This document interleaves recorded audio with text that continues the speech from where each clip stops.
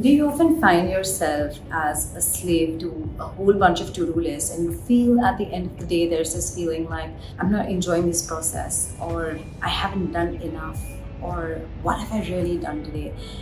Now, trust me, we all have that feeling and we all go through a very, very similar process. Of course, I get a lot of DMs asking, how do you really get so much joy in what you do? But I often talk about this technique called batching, and just batching similar tasks give me a lot of joy, because then I am able to compartmentalize myself into a thinking and a doing process. I understand that to-do lists can be really, really daunting, and sometimes, you must have struck off 100 things on your to-do list, but that feeling of have I done enough does not satiate you. And that's exactly what I'm going to share in this video today, of how you can get that feeling of I've done a really good job today. First up is mapping my quarterly goals and just figuring out what is really important for me in that quarter. You can go as much as doing a 12-month on it, or if you're starting out, even a monthly or quarterly will really, really help. After you've done that, map out every single task that you really need to do as essential and operational. Within essential, try and see things that one you can delegate and one which need to be done by yourself. If it is delegate, I go first and delegate it, because I always feel it makes me feel lighter, and when I feel lighter, I have less things on my plate. I am a person who's generally more productive. The next one I would go is on the essential tasks which need to be done by me. On those, I would actually prioritize what is important within that quarter, or is going to take me closer to my quarterly goal, and actually work on that and prioritize it accordingly. Does it need to be prioritized on a day this week that I am actually working on creative tasks or essential tasks, or can it move back by a week? It completely depends. So prioritizing there with essential 1, essential 2, essential 3 will really, really help. If it is an operational task, again, follow the same process of do or delegate. If it is delegate, go ahead and delegate it first and then prioritize your do's. Make sure that every day a task that you pick is something that includes an essential task, and that is taking you closer to your quarterly goals. That will really be a big, big game changer. Don't shut shop without doing that one essential task for you. Also, identify your productivity windows. For me, I know that first thing in the morning, that window between 9 to 12 is really, really important. So I will ensure that I have my blinders on, and whatever task is essential and the do task is something that I will pack in that 9 to 12 window. I'm not someone who does a lot of morning meetings, because that's my time and I am hyper productive and hyper focused at that point in time. So I try and do a lot of thinking work between that 9 to 12. Also, when you're writing your task, be very, very specific, because the more specific you are, the more action oriented and faster you will be able to achieve that of your list, right? So example, send email. No, send email to whom, right? Or if you already know that that's an ongoing conversation, close discussion on PNR or close discussion on social media, versus saying social media strategy February 2021 or October 2021. Be as specific with your task. It really, really helps. After you've picked your window of work, make sure that you create work blocks. What that work block essentially means is that 9 to 12, I'm not going to let anything else interrupt me, because I'm going to be in the flow state of mind.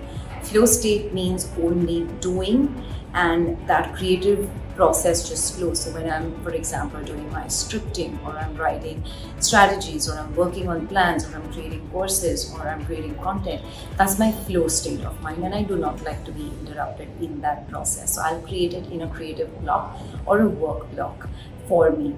and make sure that you use apps like a Forest, or you just put on a funny hat or something to let people know in your team, or it could even be noise cancellation headphones, and let people know that you're unavailable at that point in time. It's very, very important to let people know that you're unavailable at that point in time. And also, which is very important, is my meditation practice. It's really helped me to be in the noisiest environment but still be in that flow state, because that sound just seems like ambient noise or soft music, and it doesn't bother me at all. So achieving that level of flow state is very, very important. Factoring for interruptions are absolutely normal, but and people will reach out to you, people will call you, people will ping you, there will be WhatsApp, there will be Instagram, but what is very important is how do you deal with those interruptions, right? So for me, it means switching on apps like Forest, where I know I can't touch my phone for the next 25, 35, 45 minutes. Trust me, when I started on the app from 25 minutes, I'm now at about 45 to 50 minutes. And that's a huge progress, right? Because that means you are giving your 100%. And I always speak of this monotasking versus multitasking. Become an expert at monotasking. It really, really helps. So factoring for those interruptions.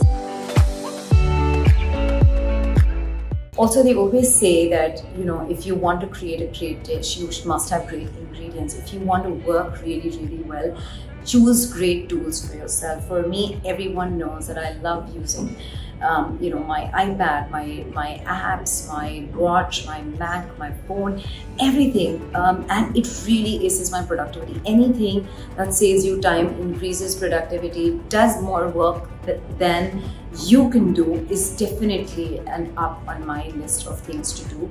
And it seamlessly for me connects my files. If I have dropped off something on one device, it automatically syncs it to the other, transferring heavy files, transferring data, transferring a whole bunch of things to my team, seamlessly connecting me in and out of apps, because I'm constantly working on the go. So for me, it really helps. If someone else can do my job, and then why am I not doing, right? That works again back to the principle of do or delegate. And even having accessibility, right? So when I'm traveling, I still have my iPad with me and not my computer, but I don't need to worry about the files on my computer, because I know that they will be on my iPad. My thoughts will be on my iPad.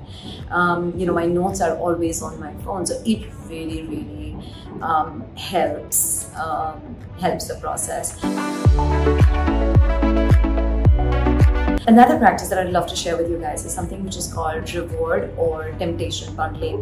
Now, what this often means is you do a task and you get a reward, right? So typically, if I want to check my phone or social media, or I want to watch a show, or I want to go out for a run or read a book, I will always, and you must have seen this, I just posted this on my Instagram feed about Indra Nui's book. I had it for a week, but I promised myself I'm not going to begin reading it because I had to share a very important presentation with someone, and it's very important for me to kind of finish that and then go ahead and start it. So there was so much urgency for me to actually finish doing that task so I could get back to that book. Typically, I would create 25 to 35 minute work blocks and then give myself a 5-minute break, and that has really, really worked for me. Last but not the least is my afternoon naps. If you're following me on Instagram, you already know that I do take a nap every afternoon for about 15 minutes, and it's fairly simple because it literally breaks my day into 2 halves, and it gives me so much energy for that second half that literally I feel like I've woken up all over again through the day, and I just have this amazing focus which comes back the minute I nap in the afternoon. I really hope you enjoyed this video, and if you did, then of course, whatever part of it was essential, do practice it, take screenshots. Whenever you're following it, of course, write back to me on Instagram, Facebook, or or on YouTube right here, and let me know how you really enjoyed this process, and if any one or all of the techniques really, really appeal to you. Would love to know which one really helped you. And yeah, that's it for me.